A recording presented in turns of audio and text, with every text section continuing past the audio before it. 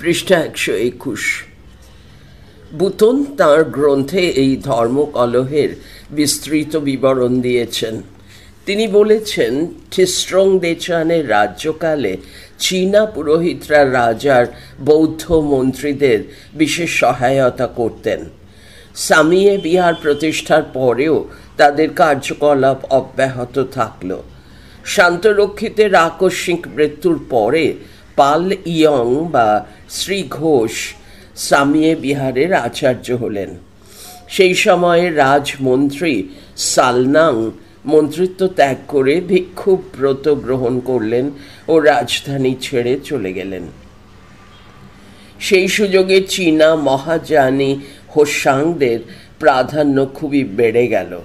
তারা বলতে লাগলেন, ধর্মপথে কাজ করে ও দেহ মনে পুণ্যচর্চা করে বুদ্ধত্ব অর্জন করা যায় না। সম্পূর্ণ নিষ্ক্রিয়তা অবলম্বন করতে পারলেই বুদ্ধত্ব প্রাপ্তি সম্ভব। তিব্বতের সাধারণ মানুষের কাছে এই মতটি বেশ সহজ ও সুখের বলে মনে হলো, তাই অধিকাংশ মানুষই চীনা হোসাংকে অনুসরণ করতে শুরু করলেন। পৃষ্ঠা 122। পালিয়ং বা শ্রী ঘোষ ও আরও কিছু বৌদ্ধ চীনা হোসাংয়ের মত গ্রহণ করলেন না। তারা আচার্য বোধিসত্ত্ব বন্দরীর মধ্যে শান্তরক্ষিত এর মতই অনুসরণ করতে লাগলেন। দু দলের মধ্যে বিবাদ শুরু হওয়াতে রাজা ঠিস্রং দেচান আদেশ দিলেন যে আচার্য বোধিসত্ত্ব প্রদর্শিত পথই সর্বভাবে তত্ত্ব ও আচরণে অনুসরণ করতে হবে। তনমুনপা বা চীনা মহাযানীরা এতে প্রচণ্ড ক্রুদ্ধ হয়ে উঠলেন। ধারালো ছুরি ছোড়া নিয়ে তাঁরা সেন মিনপা বা বোধিসত্ত্বের অনুগামী সবাইকে খুন করবেন বলে ভয় দেখালেন। নিজেদের ইচ্ছা মতো তাঁরা শত সাহস্রিক প্রজ্ঞা পারমিতা ও সূত্রগুলির ব্যাখ্যা করতে লাগলেন। ধ্যান স্বপ্ন চক্র নামে একটি গ্রন্থ তৈরি করে তাঁরা নিজেদের মন গড়া অদ্ভুত সব মত সদ্ধর্মের নামে প্রচার করতে লাগলেন।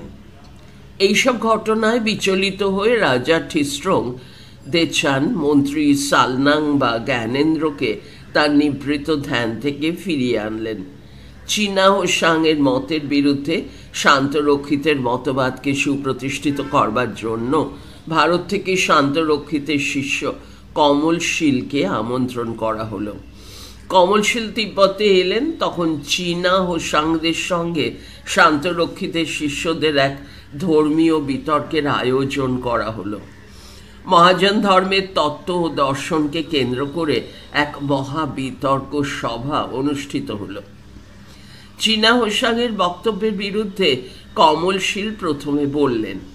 কমলশীল প্রতিপক্ষের মত খণ্ডন করবার পরে পাল ইয়ং বা শ্রী ঘোষ এবং সালনাং বা জ্ঞানেন্দ্র আরও তথ্য ও যুক্তি উপস্থিত করলেন। এইভাবে কমলশীল, পাল ইয়ং ও সালনাং চীনা হোসাংয়ের ভ্রান্ত মতবাদকে সম্পূর্ণ বিধ্বস্ত করলেন। বলা হয়ে থাকে, হোসাংয়ের অনুগামী চোমামা ও অন্যান্যরা পরাজয়ের গ্লানিতে নিজেদের শরীর পাথরে আছড়ে আত্মহত্যা করলেন। আধুনিক পণ্ডিতরা অবশ্যই বিখ্যাত বিতর্কের মূল প্রতিপাদ্য বিষয় সম্পর্কে ভিন্ন ভিন্ন ব্যাখ্যা দিয়েছেন। কেউ বলেছেন, মহাযান মতের মাধ্যমিক ও যোগাচার এই দুই শাখার বিরোধী এই বিতর্কের মূল বিষয় ছিল। যোগাচার সম্প্রদায় নাগার্জুনের মতবাদকে যেভাবে ব্যাখ্যা করেছেন, চীন দেশের বৌদ্ধরা সেই ব্যাখ্যাই অনুসরণ করতেন। অন্যদিকে ভারতবর্ষে তখন যোগাচারের চেয়ে মাধ্যমিক সম্প্রদায়ের প্রতিপত্তি বেশি ছিল। পদ্মসম্ভব ও অন্যান্য পণ্ডিতরা তিব্বতে সেই ধারা অনুসরণ করেছেন। পৃষ্ঠা 123। তবে আধুনিক পণ্ডিতদের এই ধরনের মন্তব্যের কোনো দৃঢ় ভিত্তি নেই, কারণ আমরা জানি শান্তরক্ষিত ও কমলশীল তাদের রচিত গ্রন্থে যোগাচার দর্শনকেই প্রাধান্য দিয়েছেন। কোনো এক পণ্ডিত তিব্বতে বৌদ্ধদের এই দুই সম্প্রদায়ের বিরোধের মধ্যে চীনের তাওবাদের প্রতিফলনও দেখেছেন। যাই হোক, এই মহাবিতর্কে কমলশীল ও তাঁর অনুগামীরা জয়লাভ করলেন এবং তাঁদের এই জয়লাভে তিব্বতে বৌদ্ধ ধর্মের ইতিহাসে এক নূতন অধ্যায়ের সূচনা হল। রাজা ঠিসরং দেচান বিতর্কে কমলশীলের জয় ঘোষণার সঙ্গে সঙ্গে এই আদেশও জারি করলেন যে এরপর থেকে তিব্বতে একমাত্র শান্তরক্ষিতের মতবাদই অনুসৃত হবে। কিন্তু ঘটনা এখানেই শেষ হলো না। ঠিক এর পরেই চীনা হোসাংয়ের প্রেরিত 4 জন ঘাতক কমলশীলকে নৃশংসভাবে হত্যা করল। কিছুদিনের মধ্যে রাজা ঠিসরং দেচানেরও মৃত্যু হল। 27 রাজা মুনেচানপো ও রলপাচন। তিব্বতের ইতিহাসে রাজা ঠিসরং দেচানের উত্তরপুরুষদের মধ্যে মুনেচানপো, রলপাচন এবং লাংদারমা এই 3 জন বিশেষভাবে স্মরণীয় হয়ে আছেন। তিব্বতের রাজবংশে বৌদ্ধ ধর্মের প্রতি নিষ্ঠায় রলপাচনের সমকক্ষ কেউ ছিলেন না। আবার তাঁর ভাই লাংদারমা ছিলেন সম্পূর্ণ বিপরীত। বৌদ্ধ ধর্মের প্রতি তীব্র বিদ্বেষ ও বৌদ্ধদের প্রতি নৃশংস অত্যাচারের জন্যই তিনি তিব্বতে কুখ্যাত হয়ে আছেন। কিন্তু ঠিসরং দেচানের পুত্র মুনেচানপো বৌদ্ধ ধর্মের প্রতি নিষ্ঠা বা বিদ্বেষের জন্য নয়, অন্য এক গুরুত্বপূর্ণ কারণে তিব্বতের ইতিহাসে অমর হয়ে আছেন। ঠিসরং দেচানের মৃত্যুর পরে তার জ্যেষ্ঠ পুত্র মুনেচানপো মাত্র 16 বৎসর বয়সে তিব্বতের রাজা হন। রাজা হয়ে প্রথমেই তিনি সংকল্প করেন যে তাঁর রাজ্যে উচ্চ নীচ, ধনী দরিদ্রের ভেদাভেদ তিনি দূর করবেন। ধনীদের বিষয় সম্পত্তি, বিলাসবহুল জীবনের ভোগের উপকরণগুলি আর তাদের নিজস্ব থাকবে না। ধনীদের সঙ্গে নিঃস্ব ও দরিদ্ররাও দেশের সকল ধন সম্পদের সমান অধিকার ভোগ করবে। পৃষ্ঠা 124। এইভাবে আদেশ জারি করে মুনেচানপো 3 বার রাজ্যে ধনী দরিদ্রের বৈষম্য ঘুচিয়ে সমতা আনবার চেষ্টা করলেন। পৃষ্ঠা 124। কিন্তু তাঁর এই মহৎ সংকল্প 3 বারই ব্যর্থ হল, বরং উল্টো ফলই দেখা গেল। প্রতিবারই রাজার এই চেষ্টার ফলে ধনীরা আরও ধনী হলো আর দরিদ্ররা দারিদ্র্যের নিম্নতর সীমায় নেমে গেল। পণ্ডিত ও লোচাবারা বললেন যে পূর্বজন্মের অর্জিত পাপ পুণ্যের ফলেই এই অদ্ভুত ঘটনা ঘটছে। তিব্বতের ঐতিহাসিকরা মুনেচানপোর এই সমাজতান্ত্রিক মনোভাবের কারণ বলতে পারেননি। মুনেচানপো একনিষ্ঠ বৌদ্ধ ছিলেন সন্দেহ নেই। সামিয়ে বিহারে তিনি ত্রিপিটকের একটি সূত্রপিটক উপহার দিয়েছিলেন। ঐতিহাসিক সুম্পা 1704 থেকে 1788 খ্রিস্টাব্দ এই বিহারের গ্রন্থাগারে পুস্তকটিকে সংরক্ষিত দেখেছিলেন। বোধি গর্ভ রচিত হে বজ্র সাধন নামক গ্রন্থের তিব্বতী অনুবাদকদের মধ্যে ভারতীয় পণ্ডিত ও তিব্বতী লোচাবার সঙ্গে মুনেচানপোর নামও উল্লিখিত হয়েছে। কিন্তু বৌদ্ধ ধর্মের প্রতি নিষ্ঠাতেই মুনেচানপোর দেশে সামাজিক ও অর্থনৈতিক পরিবর্তন আনতে চেয়েছিলেন, এই কথাও জোর করে বলা যায় না। কারণ তিব্বতের ইতিহাসে বৌদ্ধ ধর্মের প্রতি গভীর নিষ্ঠাবান আরও কয়েকজন বিশিষ্ট রাজার নাম আমরা পাই। যেমন মুনেচানপোর পিতা ঠিসরং দেচান, মুনেচানপোর ভ্রাতুষ্পুত্র রলপাচন, পশ্চিম তিব্বতের রাজা এশেওদ ও জনছুব-ওদ প্রভৃতি। এরা কেউই কোনোভাবে সামাজিক ধনবৈষম্য নিয়ে চিন্তা করেননি। মুনেচানপোর এই যুগান্তকারী প্রচেষ্টাকে এক বিশেষজ্ঞ সমাজ বিপ্লব আখ্যা দিয়েছেন, কিন্তু তার মৌলিক প্রেরণা কী ছিল তা সঠিকভাবে আমাদের জানা নেই। এক ইউরোপীয় গবেষক মুনেচানপোর এই সমাজতান্ত্রিক প্রবণতার একটি ব্যাখ্যা দেবার চেষ্টা করেছেন। তিব্বতের সামন্ত প্রভুরা বরাবরই প্রচণ্ড শক্তিশালী ছিলেন। তাদের ধর্মীয় প্রভুত্ব চূর্ণ করে অর্থনৈতিক, সামাজিক ও রাজনৈতিক শক্তি খর্ব করবার জন্যই সম্ভবত ঠিস্রং-দ্জোন পোন ধর্মকে দেশ থেকে নিশ্চিহ্ন করবার চেষ্টা করেছিলেন। সুযোগ পেলেই এই সামন্ত প্রভুরা রাজাদের উপরেও খবরদারি করবার চেষ্টা করতেন। নাবালক অবস্থায় মুনেচানপো ভালোভাবেই তার পরিচয় পেয়েছিলেন। সামন্ত প্রভুদের শক্তির মূলে আঘাত হানবার জন্য পিতা ঠিস্রং-দ্জোন পোন ধর্মের বিরুদ্ধে খড়গহস্ত হয়েছিলেন, আর পুত্র মুনেচানপো সেই একই উদ্দেশ্যে দেশে ধনী দরিদ্রের বৈষম্য দূর করে সামাজিক সমতা আনতে চেয়েছিলেন। পৃষ্ঠা 125। মুনেচানপো ভূস্বামীদের সম্পত্তি রাষ্ট্রীয় দখলে এনে 3 বার সাধারণ প্রজাদের মধ্যে তা আবার বিলি করে দিয়েছিলেন। মাত্র 1 বছর 7 মাস রাজত্ব করবার পরে 17 বৎসর বয়সের এই তরুণ রাজাকে হত্যা করা হয়। বিষ প্রয়োগে তাঁর মা তাকে হত্যা করেন ও মুনেচানপো ছোট ভাইকে সিংহাসনে বসান। এই নৃশংস হত্যাকাণ্ডের একটি সম্ভাব্য ব্যাখ্যা এক গবেষক দিয়েছেন। তিনি বলেছেন, মুনেচানপোর মা এক প্রচণ্ড শক্তিশালী সামন্ত পরিবারের মেয়ে ছিলেন। ছেলে যখন সামন্ত শক্তিগুলিকে আঘাত করতে চাইলেন, তখন মায়ের হাত দিয়েই গোপনে প্রত্যাঘাত নেমে এলো। মা পিতৃবংশীয়দের প্ররোচনায় শ্রেণী স্বার্থকেই বড় করে দেখলেন এবং আপন সন্তানকে হত্যা করতেও কুণ্ঠিত হলেন না। তিব্বতের ইতিহাসে সম্ভবত মুনেচানপোই সবচেয়ে স্বল্পকালের রাজা। পরবর্তী 2 জন রাজার সময়ে তিব্বতে কোনো উল্লেখযোগ্য ঘটনা ঘটেনি। তারপরে মুনেচানপোর ভাইপো সদনালেগের পুত্র রলপাচন 18 বৎসর বয়সে রাজা হলেন। বৌদ্ধ ধর্মে গভীর নিষ্ঠায় তিব্বতের ইতিহাসে তিনি স্মরণীয় হয়ে আছেন। স্বদেশে তিনি বজ্রপাণি বুদ্ধের অবতার রূপে পূজিত। রলপাচন অর্থে জটাধারী। বুদ্ধ ভক্তির জন্যই রাজার এই নামকরণ হয়েছিল। তিনি তাঁর দীর্ঘ জটার উপরে আসন করে বৌদ্ধ ভিক্ষু ও লোচাবাদের বসতে দিতেন। তিব্বতের বৌদ্ধ রাজাদের মধ্যে একমাত্র তিনিই বুদ্ধের প্রকৃত বাণীকে কার্যকরী করতে চেয়েছিলেন। তিনি সকল সামরিক কার্যকলাপ, অন্য দেশের বিরুদ্ধে সশস্ত্র অভিযান বন্ধ করে দেন। প্রতিবেশী দেশগুলির সঙ্গে, বিশেষ করে চীনের সঙ্গে তিনি বন্ধুত্ব ও শান্তির সম্পর্ক স্থাপন করেন। চীন সম্রাটের সঙ্গে একত্রে এক গুরুত্বপূর্ণ চুক্তি স্বাক্ষর করে তাঁরা একসঙ্গে ঘোষণা করেন, এই চুক্তি 2 দেশের মধ্যে সকল শত্রুতা ও তিক্ত সম্পর্কের অবসান ঘটাবে, স্থায়ী শান্তি সুনিশ্চিত করবে।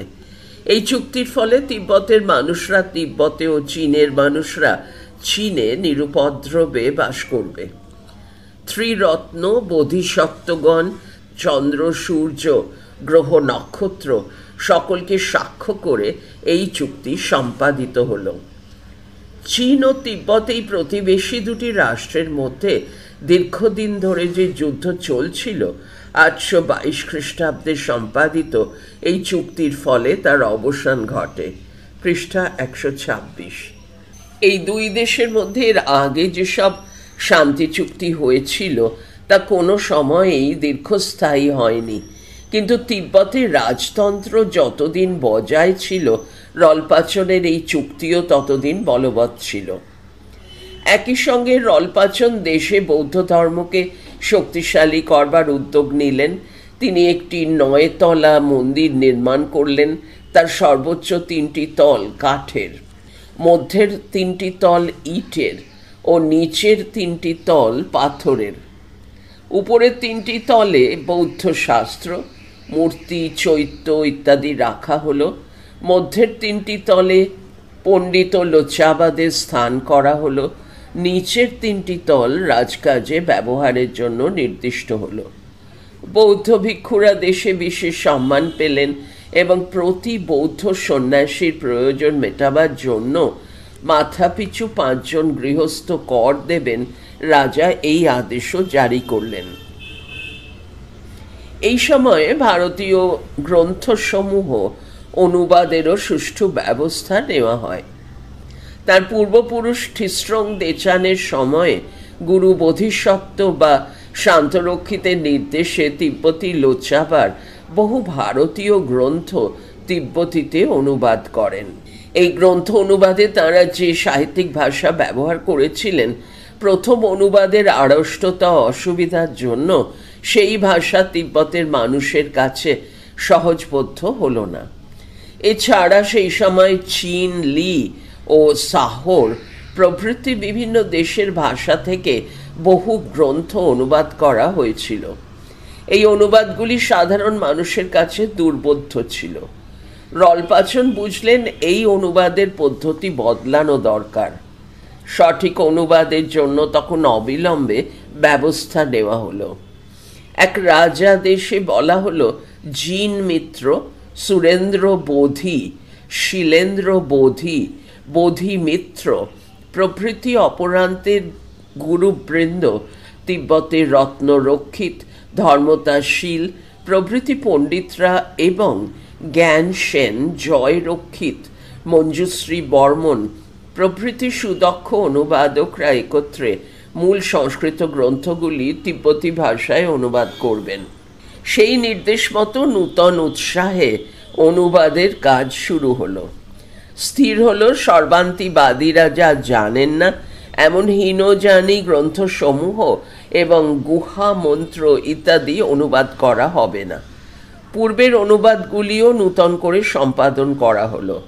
অনুবাদগুলি এমনভাবে করা হলো যাতে সকলেই তা পড়তে ও বুঝতে পারেন।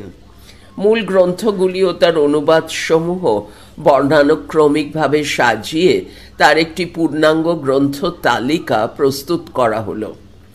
রাজা আদেশ দিলেন যে অনুবাদের যে পদ্ধতি নির্দিষ্ট করে দেওয়া হলো তা কোনো মতেই লঙ্ঘন করা চলবে না। পৃষ্ঠা 127। মহাবুৎপত্তি নামে সংস্কৃত তিব্বতী অভিধানে প্রায় 10,000 শব্দ সংকলিত হয়েছে। এই গ্রন্থের পুষ্পিকায় বলা হয়েছে রলপাচন নির্মিত 9 তল বিশিষ্ট ওনচাংদো প্রাসাদে রাজা ঠিদেস্রোংচান, পূর্বতন রাজা ঠিস্রং দেচান নন, এর আদেশে এই অভিধানটি রচিত হয়। বিশেষজ্ঞের মতে এই ঠিদেস্রোংচান এবং রলপাচন একই ব্যক্তির নাম। পুতন ও গৈলচাবা উভয় ঐতিহাসিকের মতে রলপাচনের সময়েই তিব্বতে বৌদ্ধ ধর্মের চূড়ান্ত ঊর্ধ্বগতি দেখা দিয়েছিল। তারপরে তার পতন ঘটে। পরে তিব্বতে অতিষ্যের আগমনের ফলে তার গৌরবময় যুগ আবার ফিরে আসে। বৌদ্ধ ধর্মে গভীর নিষ্ঠাই রলপাচনের মৃত্যুর কারণ হয়। রলপাচন রাজধানী শাসনকার্য পরিচালনার দায়িত্ব এক বৌদ্ধ ভিক্ষুকে দেন। বিভিন্ন কদাচারে ও ব্যভিচারে আসক্ত রাজমন্ত্রীরা তাতে অত্যন্ত ক্রুদ্ধ হন। বৌদ্ধ ধর্মের প্রাধান্য খর্ব করবার জন্য তাঁরা গোপনে ষড়যন্ত্র শুরু করেন। রাজপুত্র ছংমা বৌদ্ধ দীক্ষা গ্রহণ করে ভিক্ষু হয়েছিলেন। কৌশলে তাকে দেশ থেকে বিতাড়িত করা হলো। মহামান্য বৌদ্ধ ভিক্ষু ইয়োনতন পাল, রস্যই ও দন্তের ন ত দন্তের ন, ইয়োনতন পাল ও রানী ইয়ংছুলমার মধ্যে অবৈধ সম্পর্ক আছে বলে মিথ্যা রটনা করা হলো। শেষ পর্যন্ত ইয়োনতন পালকে হত্যা করা হলো এবং রানী আত্মহত্যা করলেন। ষড়যন্ত্রীদের দুজন একদিন সুযোগ বুঝে রলপাচনকেও হত্যা করল। 36 বৎসর বয়সে 841 খ্রিস্টাব্দে রলপাচন নিহত হলেন। তিব্বতের সামন্ত শক্তিই এই হত্যাকাণ্ড সংগঠিত করে। তাদের প্রতিনিধিদের হটিয়ে দিয়ে রাজদরবারে গুরুত্বপূর্ণ পদগুলি বৌদ্ধ ভিক্ষুদের দেওয়া হচ্ছে দেখে তারা ক্ষিপ্ত হয়ে ওঠে। রলপাচন এই ষড়যন্ত্রের বলি হন। রাজাকে হত্যা করে সামন্ত চক্র তারপরে তার ভাই লাংদারমাকে সিংহাসনে বসালো।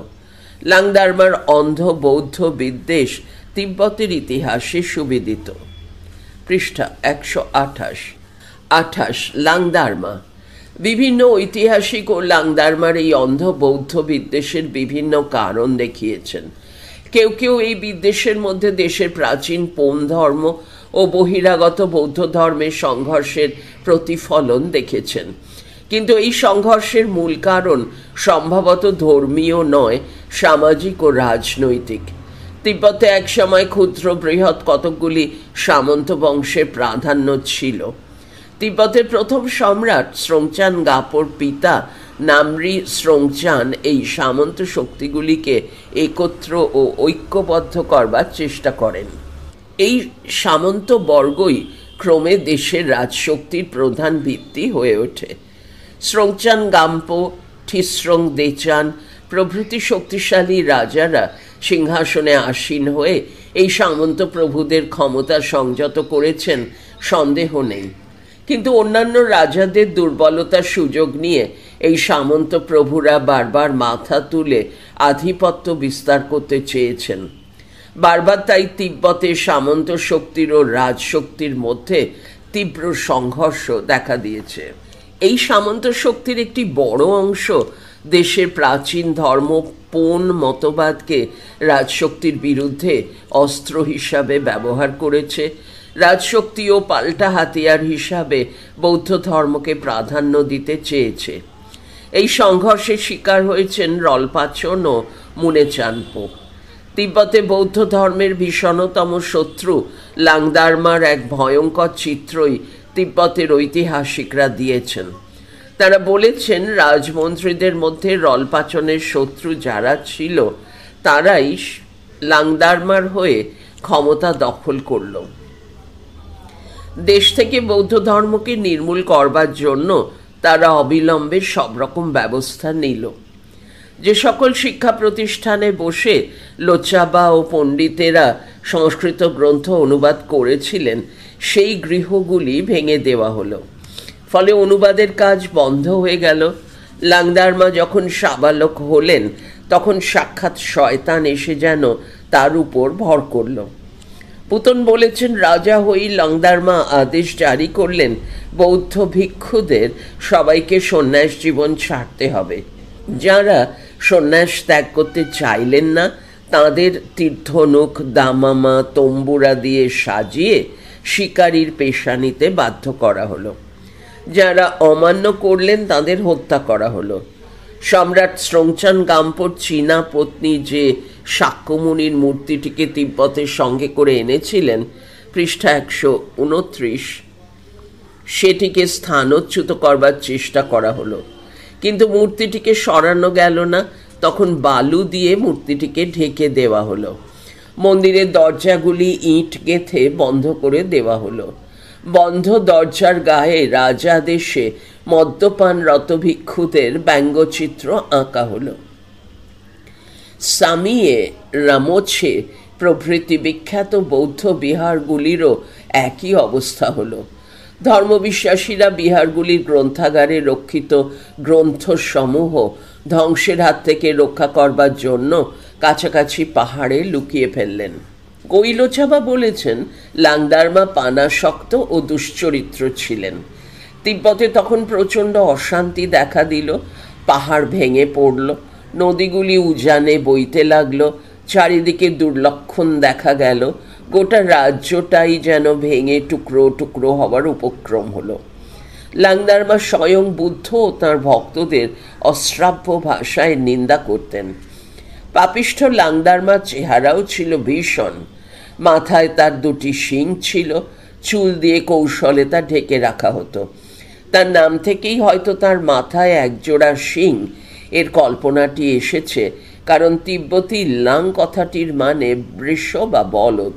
তিব্বতের ইতিহাসে লাংদারমার কালাপাহাড়ি ভূমিকা এমন ভয়ঙ্কর করে দেখানো হয়েছে বলে স্বভাবতই লাংদারমার হত্যাকারী পালজি দোরজে তিব্বতের মানুষের কাছে দুষ্কৃতি বিনাশকারী পরিত্রাণকর্তার ভূমিকায় দেখা দিয়েছেন।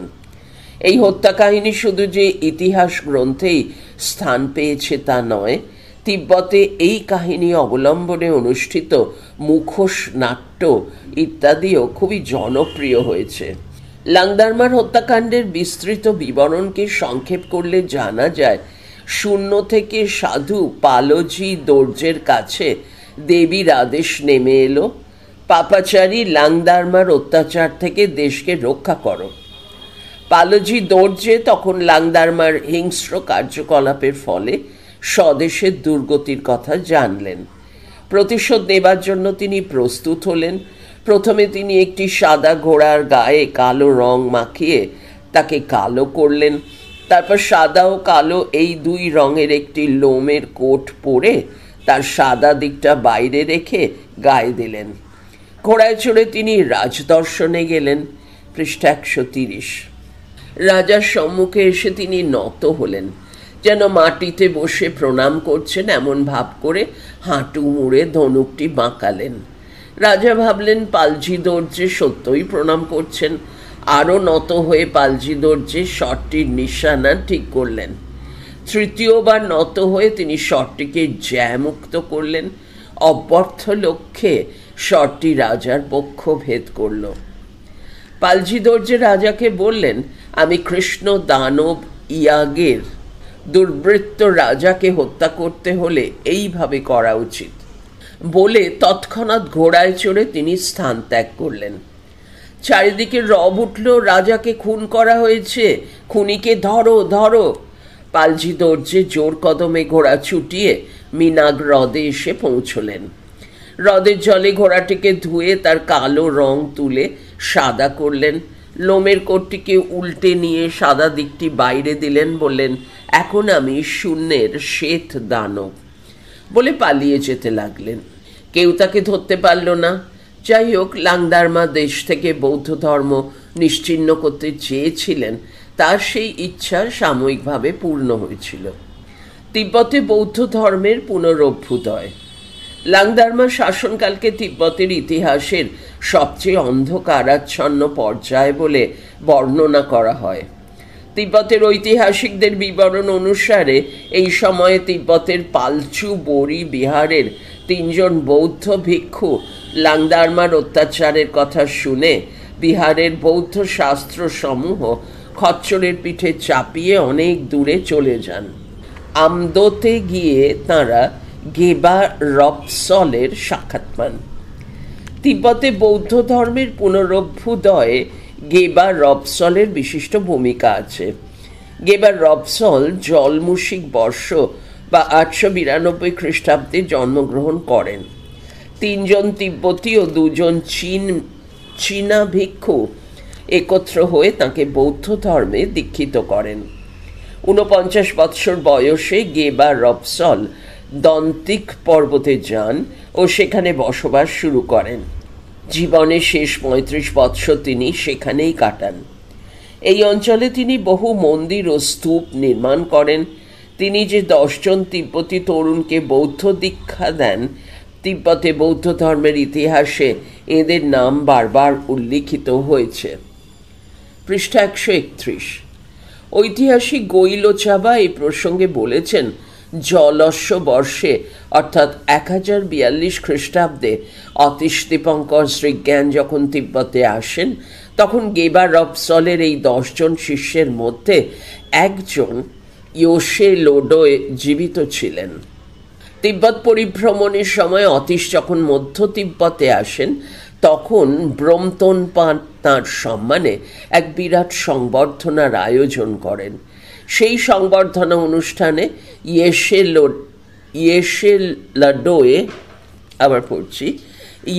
লোডোয়ের উপস্থিতি প্রার্থনা করে ব্রমতোনপা আমন্ত্রণ লিপি প্রেরণ করেন। এই লিপিতে তিনি ইয়োশে লোডোয়কে বৌদ্ধ ধর্ম পুনরুজ্জীবনের নেতা মহাভদন্ত বলে সম্বোধন করেন। লাংদারমার মৃত্যুর পরে গেবা রপসল এবং তার 10 জন শিষ্য তিব্বতে বৌদ্ধ ধর্ম পুনঃপ্রতিষ্ঠার চেষ্টা করেন। অতীশ যখন তিব্বতে আসেন, তখন এই 10 জন শিষ্যরা তিব্বতে বর্তমান ছিলেন। তবে তিব্বতে অতীশের আগমনের ফলেই বৌদ্ধ ধর্মের প্রকৃত পুনরুজ্জীবন সম্ভব হয়।